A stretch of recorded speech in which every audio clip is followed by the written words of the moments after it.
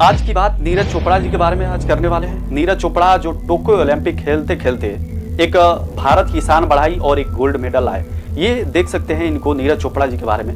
आज नीरज चोपड़ा इतने बड़े हो गए हैं, आज इतने मशहूर हो गए हैं, जो पूरी दुनिया उन्हें जानती है, पूरा देश उन्हें सम्मान करता है। लगातार लोग उन्हें पैसा देते हैं, मनोबल दे रहे हैं बढ़ाने के लिए। हालांकि वहाँ की केंद्र सरकार है, वहाँ की जो राज्य सरकार है, उनके यहाँ की जो है वो भी पैसा दे रहे हैं। तमाम लोग पैसा उनको दे रहे हैं, कुछ लाख रुपया, कोई करोड़ रुपया दे रहा है उनको मनोबल बढ़ाने के लिए, सिर्फ मनोबल बढ़ाने के लिए। शायद उस जगह पर जब जीत कर आए तो उनकी कितनी मनोबल पूरी दुनिया में, पूरे देश में कितने लोग मनोबल बढ़ा, कितना बेहतरीन लगा होगा, कितना खुशी हुई होगी, कितना मज़ा आया होगा यार उस जगह को जाने। और ये सबसे बड़ी बात यह है कि उस जगह पर कैसे गए, कैसे टोक्यो ओलंपिक खेलने लगे। ये जो भोजपुरी में कहते हैं भाला बिगना, भाला जो बिगा जाता है इसको बहुत दूर तक दिए वो, इसी पर वो कहानी निर्भर है, उसी पर गोल्ड मिला उनको। आइए इनकी कहानी रोचक जानते हैं। इनकी बचपन से कहानी शुरुआत करते हैं, बचपन से इनकी पूरी कहानी जानने की कोशिश करते हैं। हम चाहते हैं जी आप लोगों को बताएं ताकि इससे भी शायद आपको कुछ सीख मिल सके।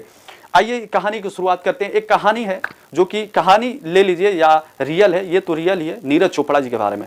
नीरज चोपड़ा एक ऐसे लड़के हैं जो 10 साल या 12 साल की उम्र में जो काफ़ी हेल्दी हो गए थे, मोटे हो गए थे। तो उनके जो परिवार वाले थे, उनके जो पिता थी, माँ थी, वो कहने लगी कि बाबू थोड़ा रनिंग किया करो, थोड़ा दौड़ा करो, ताकि तुम्हारी आपकी जो सेहत है, जो मोटापे है, कुछ कम हुआ करे। तो एक जगह पास ही में कुछ उनके पास में जो ग्राउंड था वहाँ जाया करते थे, वहाँ जाकर डेली बाई डेली दौड़ा करते थे। लेकिन उसी ग्राउंड में एक टोक्यो ओलंपिक कुछ होता था, जो बच्चे खेला करते थे टोक्यो ओलंपिक, और वहाँ कोई कोच भी थे और रोज जाकर ये भी देखते थे और दौड़ते भी थे, अपना वजन भी कम करते थे। लेकिन वहाँ के कोच एक व्यक्ति थे जो उन्होंने कहा कि देखिए आप आइए, इसे ट्राई कीजिए, आप जरूर रोज आते हैं लेकिन आज ट्राई कीजिए, आप भी खेल पाते हैं कि नहीं इसे टोक्यो ओलंपिक को।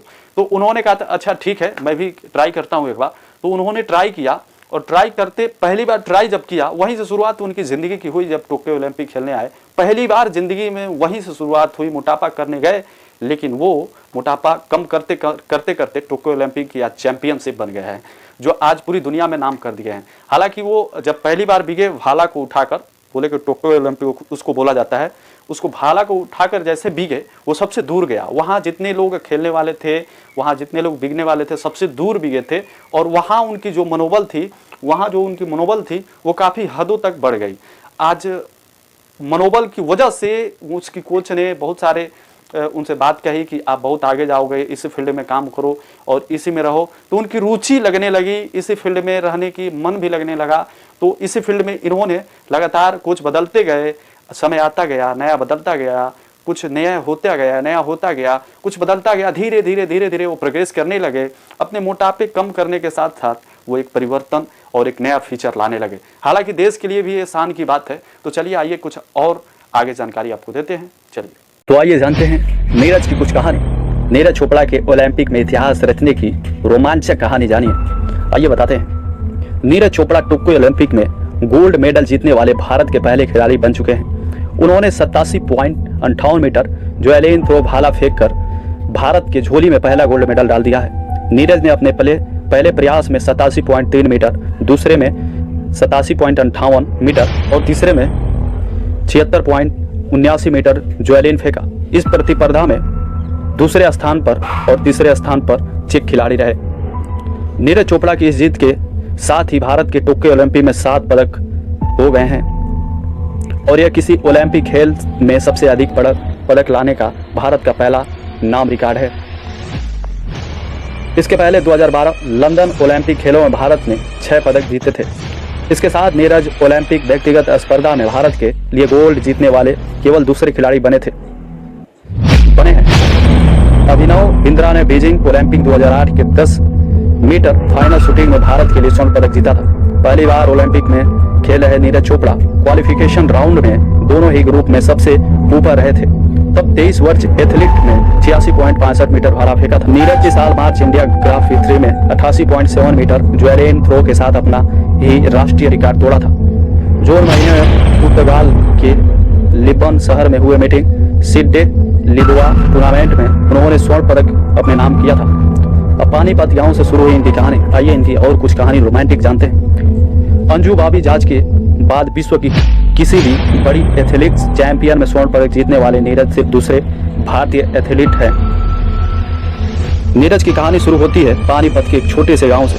यहाँ लड़कपन में नीरज भारी भरकम थे। करीब 80 किलो वजन वाले कुर्ता पैजामा पहनने नीरज को सब सरपंच कहा करते थे।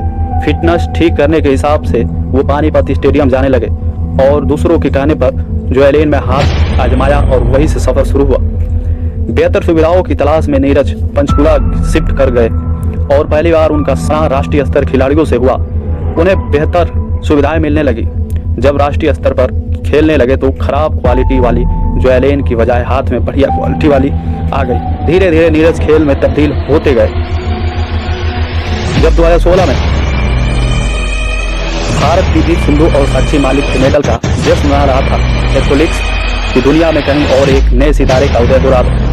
ये वही साल है जब नीरज ने पोलैंड में U20 विश्व चैंपियन में गोल्ड मेडल जीता था। जल्द ही वे युवा खिलाड़ी अंतर्राष्ट्रीय स्तर पर छाने लगा। उन्होंने गोल्ड कोस्ट में हुए राष्ट्रमंडल खेलों में 86.47 मीटर के जैवलिन थ्रो के साथ स्वर्ण पदक जीता। तो 2018 में एशियन खेलों में 88.7 मीटर के एक जैवलिन थ्रो कर राष्ट्रीय रिकॉर्ड बनाया था और स्वर्ण पदक जीता था। चोट इनको कब चोट लगी, कैसे लगी, ये भी जानकारी आप दो देते हैं। लेकिन 2019 नीरज चोट के लिए बेहद मुश्किलों भरा रहे। कंधे की चोट के कारण वो खेल नहीं पाए और सर्जरी के बाद कई महीने तो आराम करना पड़ा। फिर 2020 में आते आते कोरोना के चलते अंतर्राष्ट्रीय प्रतियोगिताएं नहीं हो पाई। हालांकि ये पहली बार नहीं है जब घायल होने की वजह से नीरज की इस कदम परेशानी में पड़ गई। 2012 में वो बास्केटबॉल खेल रहे थे तो उनकी कलाई टूट गई थी, वही कलाई जिसे वो थ्रो करते हैं। तब नीरज ने कहा था कि एक बार उन्हें लगा कि शायद मैं खेल नहीं पाऊंगा, लेकिन नीरज की मेहनत और उनकी टीम की कोशिश से वो पड़ाव को भी पार कर गए। उस समय पड़ाव को भी पार कर गए। आज की तारीख में भले उनके पास विदेशी कोच हैं, बायोमेडिकल एक्सपर्ट हैं, पर 2015 के आसपास नीरज के एक तरह से खुद ही अपने आप को ट्रेन किया, जिसमें घायल होने का ज्यादा खतरा बना रहता था। उसके बाद ही उन्हें अच्छे कोच और दूसरी सुविधा मिलने लगी। खेल के बाद नॉनवेज खाना चालू कर दिया। तो ये नीरज चोपड़ा की जो जानकारी है हमने आपको संपूर्ण रूप से दे दी है। ये नीरज चोपड़ा की जो स्ट्रगल की कहानी है बहुत महत्वपूर्ण है। शायद आप भी इससे कुछ, इस कहानी से कुछ सीख मिलता है आपको, इनके जीवन परिचय से कुछ सीख मिलता है तो आप भी सीख लीजिए, बड़ा बेहतरीन है। शायद आप भी आगे जा सकते हैं। तब तक के लिए फिर अलविदा लेते हैं। आप नए हैं चैनल पे तो हमारे चैनल को सब्सक्राइब कर लीजिए और बेल आइकन घंटी को दबा लीजिए ताकि फिर मिलेंगे किसी भी वीडियो में और हमारे वीडियो जल्दी जाए आपके पास और सबसे पहले आप देखें। जय हिंद।